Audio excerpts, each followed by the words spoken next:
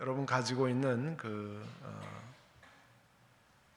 크리스천 베이직 플러스의 제 10과 성경이 말하는 고난, 성경이 말하는 고난. 우리가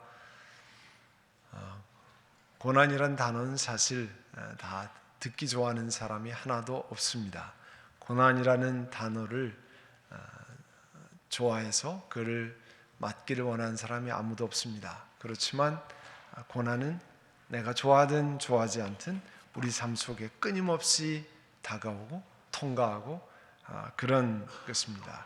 그러면 성경이 가르치는 고난은 무엇인가? 그걸 통해서 하나님은 어떤 것을 가르치시기를 원하고 우리가 어떤 것을 깨달아 알기를 원하는가 하는 것들을 좀 살펴보려고 합니다. 제일 처음에 우리가 읽었던 것이 이제 개역 개정판으로 나와 있는데요. 형통한 날에는 기뻐하고 곤고한 날에는 되돌아보아라. 이 두 가지를 하나님이 병행하게 하셔서 사람이 그의 장래를 능히 헤아려 알지 못하게 하시느니라. 이 말씀만 읽어도 굉장히 우리에게 귀한 가르침이 있잖아요. 늘 잘 나가고 늘 좋은 일만 있으면 내일도 일어나면 좋은 일이 있고 한 달 후에도 늘 좋은 일만 펼쳐질 것 같은데 하나님은 그렇게 하시지 않는다 그랬어요. 그래서 좋고 귀한 일이 일어나 형통한 일이 일어나면 기뻐하고 그러나 공고한 날 또 어려움이 있는 날에는 되돌아보아라. 이 두 가지를 하나님이 병행하게 하셔서 장래를 능히 헤아리지 못하게 하신다 그랬습니다. 이 말씀만 잘 묵상해도요 우리가 굉장히 겸손해지잖아요. 그죠? 지금 잘 나간다고 그래서 좋은 일이 많다고 그래서 늘 그런 것이 아니고 우리로 하여금 하나님께서 미래를 알지 못하게 하셔서 결국 능히 장래를 헤아리지 못하는 게 무슨 뜻이에요? 우리로 하여금 하나님 앞에 엎드리게 하신다는 거잖아요. 우리가 모르니까 미래를 알지 못하니까. 지난 주일날 3부 예배 끝나고 나가자마자 사람들이 혹시 목사님 코비 브라이언트 얘기를 아시고 설교하셨습니까? 그렇게 물어보더라고요. 전혀 알 턱이 없죠. 알 턱이 없다고 그랬는데 그렇게 저한테 물어보더라고요. 그날 아침 오전에 사고가 났으니까 정말 생각지 않게 우리의 미래의 일을 알지 못하고 다 같이 그 게임하기 위해서 주일 아침에 헬리콥터를 타고 이동할 때 거기 탄 사람들의 마음은 또 코비 브라이언트랑 그 딸 친구가 돼가지고 헬리콥터를 타고 게임하러 간다고 할 때 여러분이 그냥 상상하는 느낌이 있을 거 아니에요. 딸 게임하는데 코비 브라이언트랑 헬리콥터 타고 쫙 간다.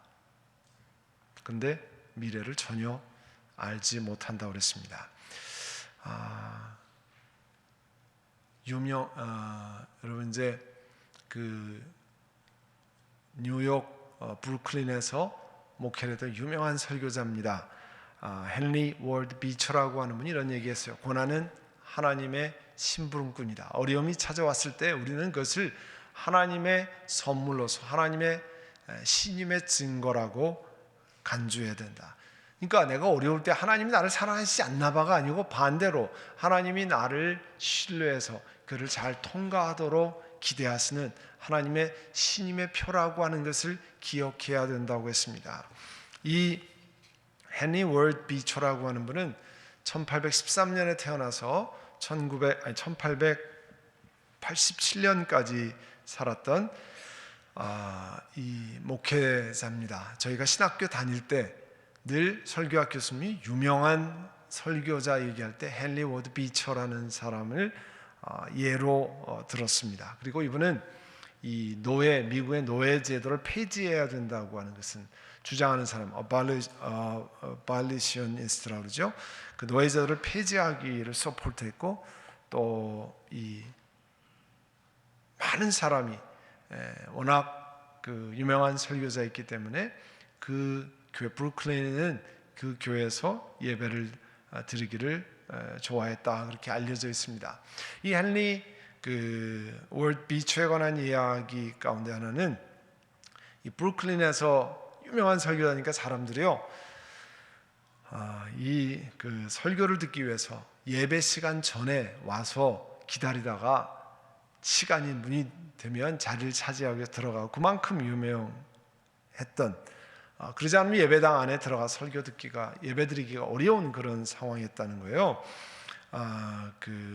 늘 노예제도가 부당하고 인간의 죄성이 얼마나 심각한지를 지적했던 사회 정의를 외치는 용감한 설교자였습니다. 그날도 여느 주일과 마찬가지로 예배당이 모든 예배드리러 온 사람들이 꽉 입추여지 없이 꽉 틀어졌습니다. 그런데 문제는 그날 비처 목사님이 올라오는 게 아니라 생소한 사람이 올라왔어요. 그 예배 인도하고 설교하기 위해서. 그때 사람들이 막 수군거리기 시작했습니다. 뭐 그랬겠죠. 그 목사님 어디 가신 거야? 뭐 이렇게 하고, 어떤 사람은 오늘은 그분이 설교 안 하는 모양이구나. 그러니까 일어나서 나가기도 시작하고 뭐 그렇게 했다는 거예요. 그때 그 강단에 올랐던 설교자가 그런 얘기를 했습니다. 오늘 헨리 월드 비처 목사님이 아프셔서 편찮으셔서 부득불 제가 오늘 설교 하러 나왔습니다. 오늘 예배에 나올 수 없게 되어서 대단히 죄송하게 생각합니다. 제가 오늘 설교를 시작하기 전에 특별한 광고를 하나 드리기를 원합니다. 지금 자리를 뜨시고 계신 분들 말고도 혹시 오늘 이곳에 헨리 워드 비처 목사님을 예배하기 위해서 오신 분들이 계시면 주저하지 말고 지금 떠나셔도 괜찮습니다. 그러나 하나님을 예배하기 위해서 오신 분이라면 그 자리에 앉아서 예배를 드리시기를 바랍니다. 유명한 이야기예요. 헨리 워드 비처 목사를 예배하기 위해 온 게 아니잖아요. 하나님을 예배하기 위한 것이었고 그 자리에 목회자를 하나님이 사용하시는 거죠. 그래서 그 즉시로 장례가 숙연해졌고 그날 장례의 특별한 역사가 그 교회에 그 목사님을 통해서 있었다고 하는 겁니다. 하나님께 예배드리러 가는 거잖아요. 누가 설교하든지 누가 찬양하든지 누가 하든지 간에 하나님께 예배드리는데 그건 일화가 있는 목사님이 헨리 비처 목사님이에요. 자, 우리가 고통을 받고 하면 왜 내가 고통을 받는가? Why me? 이런 질문을 많이 하잖아요. 하나님 또 왜 꼭 이때 이렇게 고통스러운 일을 행하십니까? 그렇게 질문합니다. 우리 인생에는 계속 고난이 많이 다가오는 게 사실입니다.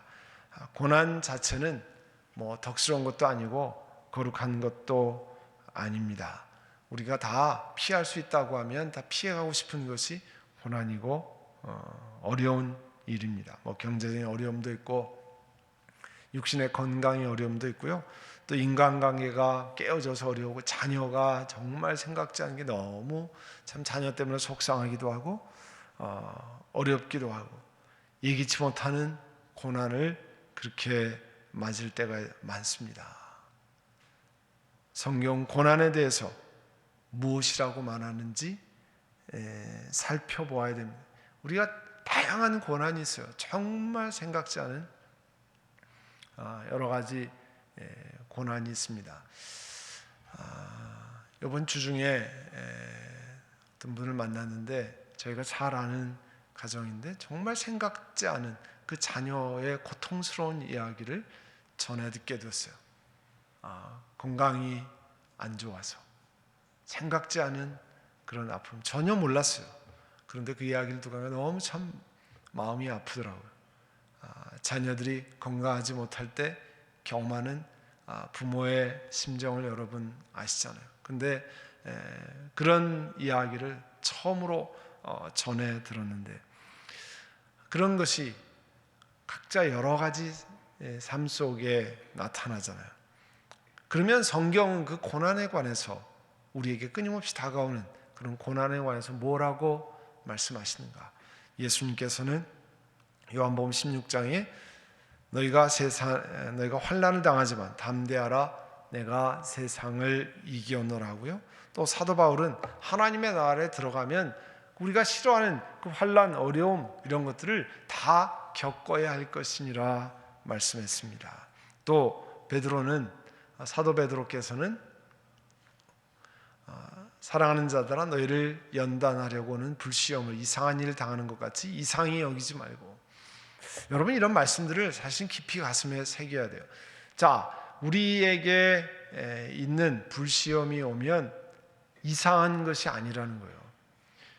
여러분 왜 말씀을 우리 마음에 새기냐면 어려움을 당하고 힘든 일을 당하면 왜 나만, 왜 이 시간에, 왜 고통이 있습니까? 하나님 나를 사랑하시지 않습니까? 왜 그렇습니까? 그런 질문을 끊임없이 하게 되는데 하나님 말씀을 먼저 깊이 새겨야 됩니다.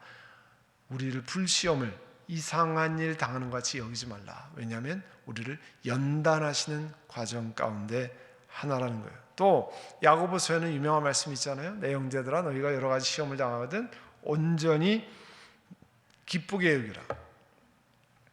이 말씀을 듣고요, 누구나 어려움을 당하면 다 바로 기뻐지는 사람은 없습니다. 그래서 이런 말씀을 외우고 암송하고 묵상하고 하나님이 왜 이런 말씀을 주셨을까? 하나님이 왜 이렇게 어려움을 통과할 때 이 말씀을 가지고 우리로 하여금 돌이키게 할까? 생각해 보게 할까? 이유가 있으시잖아요. 여러 가지 시험을 당하거든 온전히 기쁘게 여기라.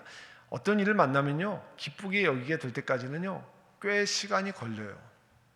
내가 이게 잘 감당이 안 되잖아요. 그래서 하나님 앞에 끊임없이 엎드리고 하나님 말씀이 어려움을 당하면 기쁘게 여기라 그러는데 기뻐지지가 않습니다. 하나님 긍휼히 여기시고 하나님 불쌍히 여기시기를 원합니다. 하나님 도와주시기를 원합니다. 그렇게 우리가 기도하는 거잖아요. 여러분 지난 가을에 대추 많이 드셨죠? 안 드셨어요? 엄청 대추들 많이 드시던데, 그죠? 우리 LA는 집에 대추들이 많이 있어서 대추들을 참 많이 드시고 대추가 크고 정말 달잖아요. 그렇게 하는데 그 한국의 장석주라는 시인이 대추 한 알이라고 하는 시를 썼는데 이 고난과 연결되는 것이라 여러분에게 소개해 드립니다. 대추 한 알, 적에 저절로 붉어질 리는 없다. 저 안에 태풍 몇 개, 저 안에 천둥 몇 개, 저 안에 벼락 몇 개, 적에 저 혼자 둥그러질 리는 없다. 저 안에 무서리 내리는 몇 밤, 저 안에 땡볕 두어 달, 저 안에 초승달 몇 날. 대추 한 알이 열매 맺기 위해서는 그 안에 태풍이 막 지나가고, 물론 우리 LA는 뭐 허리케인이나 예를 들면 저 안에 천둥 몇 개, 벼락 몇 개, 그런 어려운 시간들을 통과하고 땡볕을 통과해야 대추 한 알이 빨갛게 익는다는 거죠. 그 장석주 시인의 대추 하나를 보고 또 이 정호승이라고 하는 시인이 그 대추 하나에 대한 시를 읽고 이런 이야기를 했습니다. 대추 한 알에도 사랑이 있고 고통이 있다. 대추나무 한 그루에도 시련이 있고 실패가 있다. 심지어 대추나무가 벼락 맞아 죽을 때도 있다. 그런데 사람들은 벼락 맞은 대추나무로 도장을 파면 아주 길한 일이 많이 생기는 도장이라 길인이라고 좋아들 한다. 그런데 도장 파주는 가게마다 벼락 맞은 대추나무가 왜 그리 많은지, 이제 알겠다. 나무가 벼락을 맞는다는 것은 인간을 대신해 맞는 것이다. 벼락 맞는 대추가 그렇게 많다는 것은 벼락 맞을 인간이 그만큼 많다는 것이다. 아주 재밌게 썼어요. 네. 그런데도 인간들은 그것도 모르고 대추나무에 자기 이름을 새기고 좋아들 한다. 시인이 정호승 시인, 유명한 여러 가지 시를 많이 썼는데 그분이 그런 얘기를 했어요. 인간을 대신해서 대추나무가 벼락을 맞는데 그런 벼락 맞은 대추나무가 그렇게 도장 파는 가게마다 많다고 하는 것은 벼락 맞을 인간이 그렇게 많다고 하는 것. 예. 자, 이 대추 하나를 이야기하면서 뭘 얘기하냐면 그만큼 고난과 아픔과 어려움을 통과해야 대추 하나도 열린다는 거예요. 그 맛있다고 하는 대추 너무 달아요. 뭐 대추 큰 거 먹으면 사과 이상 맛있는 대추들 있잖아요. 그런데 그 대추가 그냥 열리는 게 아니라는 거죠. 고난과 아픔을 통과해야 열리는 거예요. 여러분, 우리 인생의 아름다운 열매가 절대 그냥 열리는 게 아닙니다. 귀한 열매가 그냥 열리는 게 아니라는 거예요. 하나님 우리에게 그런 것들을 성경 말씀을 통해서 가르쳐 주는데 우리는 고난의 자체만 집중하기 때문에 하나님이 그렇게 가르쳐 주신 걸 잘 못 봐요. 안 보려고 그래요. 오늘 그래서 성경이 가르치는 고난에 관해서 무엇인가를 얘기하는 겁니다. 자, 고난을 성경에서 뭐라고 얘기하느냐 좀 빨리 지나가면서 이야기 나누겠는데요. 고난은 뭐 당연히 고난당하고 괴롭히고 압제하고 뭐 이런 히브리어 헬라어 여러 단어가 고난을 그렇게 이제 한국말로 번역했는데요. 이 신명기 8장 우리 2절 우리가 잘 아는 말씀 다 같이 우리 읽어봅니다. 내 하나님 여호와께서 이 40년 동안에 내게 광야 길을 걷게 하신 것을 기억하라. 이는 너를 낮추시며 너를 시험하사 내 마음이 어떠한지 그 명령을 지키는지 지키지 않는지 알려 하심이라. 자, 이 말씀은요, 여러분 좋은 환경만 꽃피는 장미동산을 통과하면 정말 하나님을 중심으로 사는지 하나님이 아시지 못한다는 거예요. 왜냐하면 잘 돌아가니까 마치 내가 하나님을 따라가는 것 같지만 진짜 그 마음을 알려면 어려운 때에도 힘든 때에도 내가 하나님만 따르기로 작정하는지를 하나님 앞에 내가 선언할 수 있어야 된다는 거죠. 그래서 하나님께서 우리에게 힘들고 어려울 때도 정말 나를 쫓을 것인가 하는 것들을 하나님이 알기를 원하신다는 거예요. 고통을 통과하면서.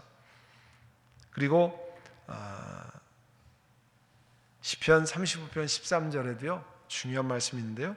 나는 그들이 병들었을 때 굵은 베옷을 입으며 금식하여 내 영혼을 괴롭게 할 때 내 기도가 내 품으로 돌아왔도다. 사실 어려울 때 사람들이 낮아집니다. 잘 풀릴 때, 잘 나갈 때는 사람들이 겸손해지기 어렵습니다. 누구나 다 그래요. 그래서 어려움을 통과하면서 하나님 앞에 무릎 꿇고 힘든 일을 통과하면서 하나님 앞에 낮아지고 그렇게 하는 거죠. 그래서 시편 119편 70절 다 같이 읽을까요? 고난당한 것이 내게 유익이라 이로 말미암아 내가 주의 윤례를 배우게 되었나이다. 예, 시편 기자가 고백하는 거잖아요. 고난당한 것은 아마 처음 시작할 때는 이런 고백을 드리지 못했을 거예요. 그런데 고난당하는 것이 내게 유익하다. 내가 그것 때문에 하나님 말씀을 정말 배우게 되었나이다. 이게 바로 우리가 사람이 떡으로만 사는 게 아니라 빵으로만 사는 게 아니라 하나님의 입으로 나오는 말씀으로 사는 거잖아요. 말씀을 배우게 되었나이다. 또 예수 그리스도를 소개하면서 그는 실로 우리의 질고를 지고 우리의 슬픔을 당하였거늘 그렇게 말씀했잖아요. 우리는 생각에 그는 징벌을 받아 하나님께 맞으며 고난당한다. 그 고난받는 종의 비유 이사야서 53장에 나와 있는 이것은 그가 그냥 단순히 징벌을 받는다고 생각했는데 그게 아니라 그는 우리를 위한 징벌이라는 거예요. 우리를 위한 징벌, 우리를 위한 슬픔을 당하는 것이라고 하는 말씀이죠. 그리고 그 고난으로 유명한 그 욥기가 이렇게 말씀하잖아요. 하나님이 내 활시위를 늘어지게 해요. 여러분 활 쏘아보신 분은 있지만 활시위는 팽팽해야 활이 멀리 나가잖아요. 활시위가 늘어지면 활이 나가다가 바로 떨어지잖아요. 그런 것처럼 그 인생에 일이 안 풀리는 거죠. 활은 힘있게 쏘라고 멀리 하라고 활을 하는 거잖아요. 근데 활시위가 늘어져서 일이 안 돌아가는 거죠. 나를 곤고하게 하심으로 무리가 내 앞에서 굴레를 벗었습니다. 그래서 나를 공고함으로 어려움을 통과하면서 하나님 앞에 낮아지게 된 이야기를 합니다. 역시 고난에 관해서 헬라어도 들립시스라는 말을 쓰는데 그 환난으로 번역하고 여러 가지 고통 뭐 이런 것을 할 때 이제 신약 성경에 나온 이야기를 소개하고 있습니다. 그래서 너희가 환난을 당하나 담대하라. 그게 다 고통에 대한 이야기를 하는 거고요. 이 사도행전에도 그 전에 환난은 당신을 무너뜨리기 위함이 아니라 당신을 세워주기 위한 역사하는 친구다. 우리가 하나님이 주시는 성경 말씀이 가르치는 고난을 깊이 생각해야 하는 이유는 그 고난이 우리를 망하게 하려고 하는 것이 아니라 하나님 우리를 세우고 새로워지게 하도록 하는 거기 때문에 깊이 기억해야 합니다. 그리고 역시 고난으로 번역된 것 보면 특별히 이 감정적인 우리 마음에 있는 고통, 아픔의 것을 이야기했다는 거예요. 우리 정의는 조금 빨리 넘어가고요. 우리 많이 읽는 책 워렌 월스비가 오늘의 고통은 내일의 영광과 명예를 뜻한다. 어렵고 힘든 일을 통과하지만 그것 때문에 내가 더 귀한 일을 경험한다는 것을 이야기하죠. 특별히 우리가 시련이나 또 유혹이라는 말을 많이 쓸 때 페라스모스라고 하는 단어라는 것을 헬라에서 많이 쓰는데요. 그것도 이 고난과 깊이 연결된 단어입니다. 그래서 우리가 야고보서 1장에 나오는 너희가 여러 가지 시험을 당하거든 온전히 기쁘게 여기라. 또 각 사람이 시험을 받는 것은 자기 욕심에 끌려 미혹됨이 이런 거 다 고난과 아픔, 어려움과 연결이 되어 있는데요. 그래서 마틴 로이드 존스가 시련에는 하나님을 아는 지식과 우리 영혼의 구원이라는 궁극적인 선이 있다. 우리가 고난당하고 아픔을 당하고 어려움을 통과하면서 하나님을 점점 깊이 알아가는 거죠. 내가 하나님 말씀을 제대로 깨닫지 못하다가 고난당하면서 하나님 앞에 엎드리고 그 말씀을 기억하고 우리 영혼이 하나님 앞에 바로 서는, 그래서 고난과 아픔을 통해서 하나님 앞에 나온 사람들이 있다면 사실 많죠. 고난이 아니었으면 하나님 앞에 엎드리지 않을 사람이 굉장히 많습니다. 고난이 있기 때문에 하나님 앞에 나오고 예수 그리스도를 주라 영접하고 그것 때문에 그 인생이 완전히 바뀐, 그렇다고 하면 그 고난은 단순히 어려움이 아니라 우리를 살려내는 아름다운 선이잖아요. 집안마다 그런 간증을 이야기하면 아마 밤새고도 많이들 얘기하실 거예요. 그만큼 그런 일들이 많습니다. 그래서 우리가 일반적으로 고난을 이야기하면 우리에게 상처를 주고 어렵게 하고 그런 것 때문에 육체적으로, 감정적으로, 정신적으로 고난을 받는 것을 이야기합니다. 자, 그러면 고난에 관해서 우리가 질문해야 할 것들이 있는데요. 어떤 질문해야 되냐면 나는 고난에 관해서 어떻게 반응하고 있는가. 지금 내가 고난을 통과하는데 나는 그럼 고난에 관해서 내가 지금 어떻게 리스폰드를 하고 있는가. 또 생각해 보아야 하는 게요. 그러면 나는 지금 이렇게 고난에 반응하고 있는데 성경 말씀에 의하면 나는 어떻게 반응해야만 하는가. 그러니까 이거는 두 질문이 차이가 있죠. 현재 내가 이렇게 반응하고 있어요. 뭐 예를 들면 어려움이 있는데 내가 컴플레인이 많이 나왔어요. 어려움 할 때. 자, 그런데 성경은 고난을 어떻게 가르쳐주고 있는가? 좀 아까 했던 야고보서 말씀만 보아도 형제들아 너희가 여러 가지 시험을 당하도 온전히 기쁘게 여기라고 그랬는데 그렇게 안 되고 있다는 거죠. 어떻게 반응해야만 하는가? 성경, 그러니까 내가 반응하는 모습하고 성경이 가르치는 모습하고 좀 차이가 있으면 이걸 어떻게 차이를 줄여가야 할 것인가? 또 고난을 통과하고 있는데 정말 나는 고난으로부터 뭘 배우고 있는가? 고난은 아까 여러 가지가 있다고 그랬습니다. 뭐 육체의 아픔, 관계가 깨진 자녀 문제 때문에, 뭐 직장 문제 때문에, 또 경제적으로 어려워서 뭐 다양한 문제가 있는데 그 고난으로부터 내가 지금 뭘 배우고 있는가? 그리고 나를 잘 살펴보면 내가 이 고난에 반응하고 있는데 이 어려움에 힘든 일이 생겼다고 그래서 남을 비난하고 뭐 그다음에 이 뭐라고 하나 비러니스, 이 아주 쓴 그런 것을 토해내고 있는데, 그런 것이 하나님과 다른 사람을 향한 믿음과 사랑과 그리스도를 닮은 성품, 가치, 헌신, 우선순위, 이런 것과 어떻게 차이가 있느냐는 거예요. 내가 고난받고 반응하는 것이 정말 성경이 가르쳐주는 여러 가지 성경적인 성품이나 이런 것들하고 정말 우리가 같은 것을 보여주나, 아니면 영 성경과 다른 것을 보여주나, 이런 것들을 생각하는 거죠. 그리고 한 가지 더 살펴봐야 할 것은, 하나님은 내 삶에서 고난을 어떻게 사용하실 수 있는가. 지금 내가 고난을 통과하고 있는데 이것이 하나님이 나를 어떻게 사용하시는가, 이 고난을 통과하면서. 사실 고난에 관해서 돌아보면, 우리 지나가는 것을 돌아보면 그 고난을 통해 하나님이 나를 어떻게 만드셨는가 잘 돌아볼 수 있잖아요. 생각해 볼 수 있잖아요. 내가 아픔을 통과할 때, 힘든 일을 통과할 때 하나님은 나를 그 빚으시는데 그 고난을 어떻게 사용했을까 생각해 볼 수 있죠. 그래서 이런 이야기를 한 분이 있어요. 성도는 죄는 두려워해야 하지만 고난은 두려워하지 말아야 된다. 왜? 우리를 빚으시는 거기 때문에, 우리가 말하는 쉐이핑을 하는 거기 때문에.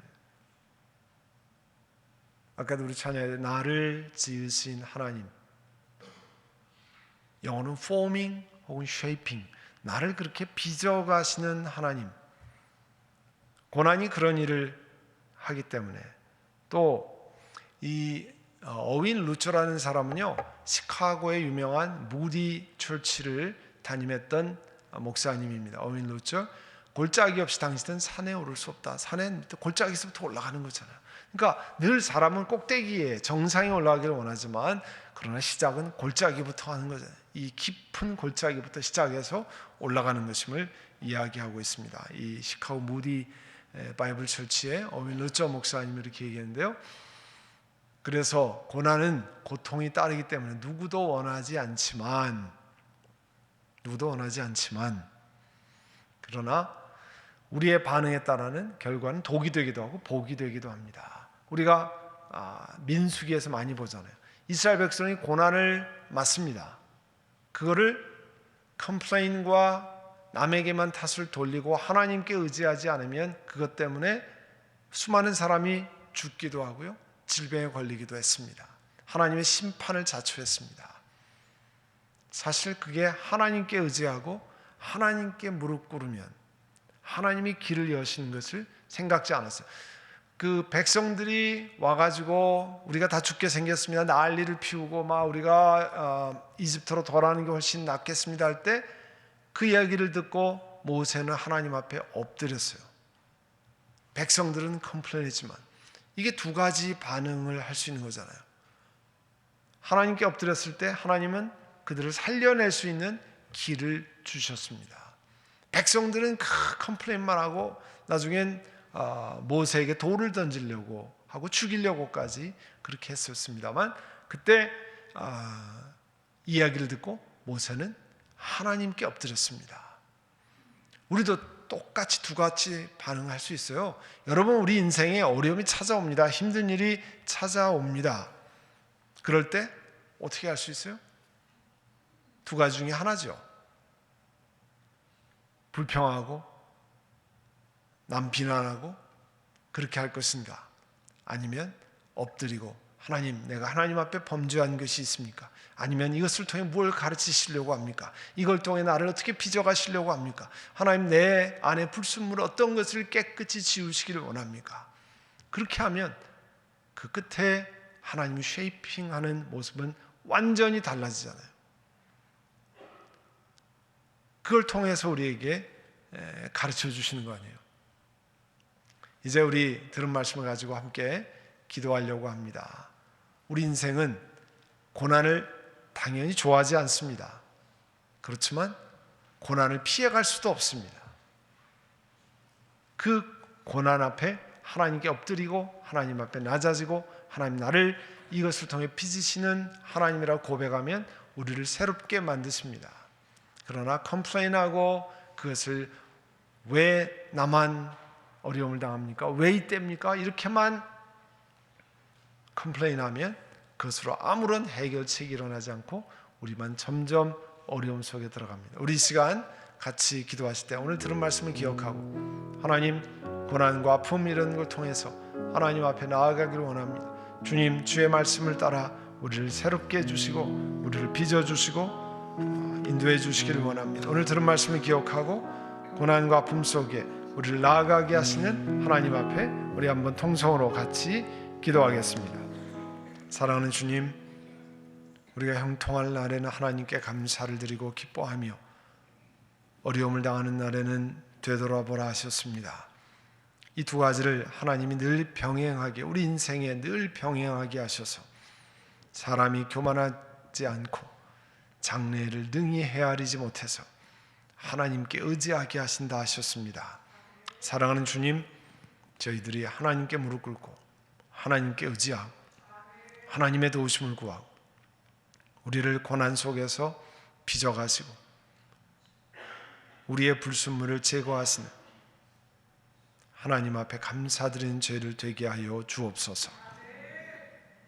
어렵고 힘든 일을 만날 때 하나님의 섭리를 바라보며 우리를 빚으시는 그 하나님 앞에 나아가는 저희들 되게 하옵소서. 예수님의 이름으로 기도드립니다. 아멘.